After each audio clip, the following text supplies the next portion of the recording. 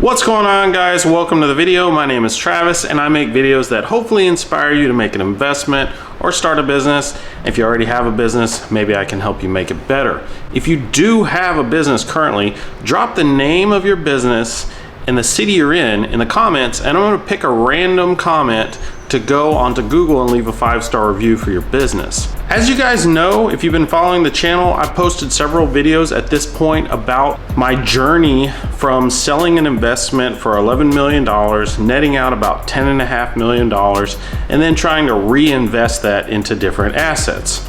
I've chosen real estate, and namely commercial real estate, and even more specifically strip malls and real estate that I can have managed by a management company and I don't really have to do anything. And I've done this for various reasons, but the main reason that I decided to invest in real estate going forward is something called the 1031 exchange.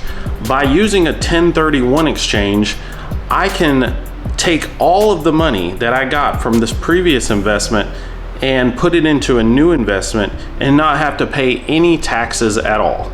Just to clarify, I'm not doing anything illegal. I'm not a criminal. All of this is completely legal.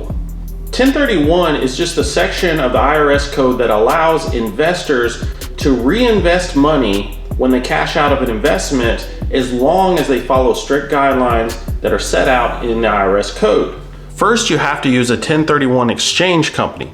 In this case, I used a company called IPX, and they charged me about $2,000 to do the whole transaction. When your property sells, you actually don't get any money. All of the money goes to the 1031 exchange company. So you go to closing and you walk away with nothing.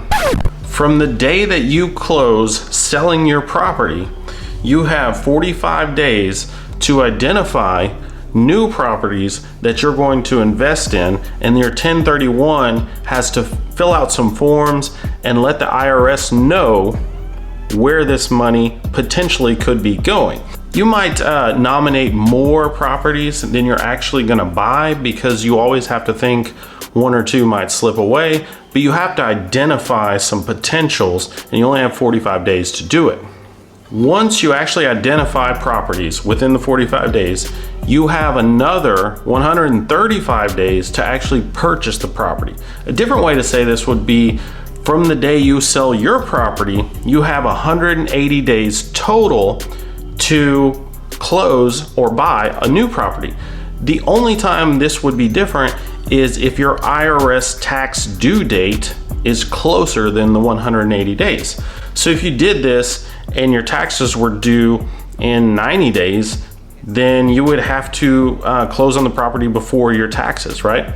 So your 1031 exchange company can help you with all this, but that's kind of the broad strokes. Is when you sell your property, you have 45 days to say, I'm looking at this, and then from then you have another 135 days to actually close on the property.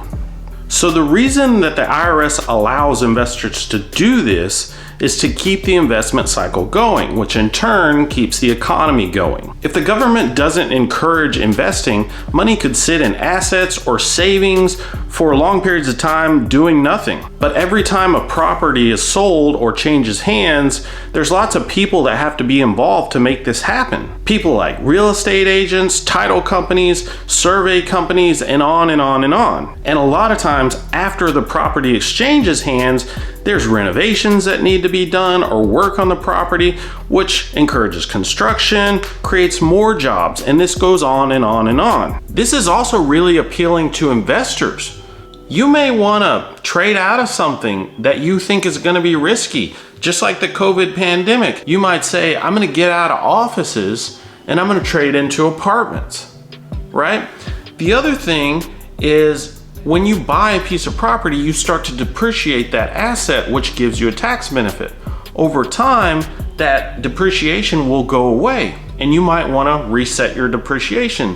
So you trade into another piece of property and your depreciation starts over. What the rules say is that I have to buy a like kind property, but the definitions are broad. So as long as it's basically an investment property, then it qualifies. If I'm just buying land to sit on it and it grows in value, That's the same as if I buy apartments or a strip mall or a retail center or anything really, as long as it's not like I just went and bought my primary residence just to live there. It has to be an investment.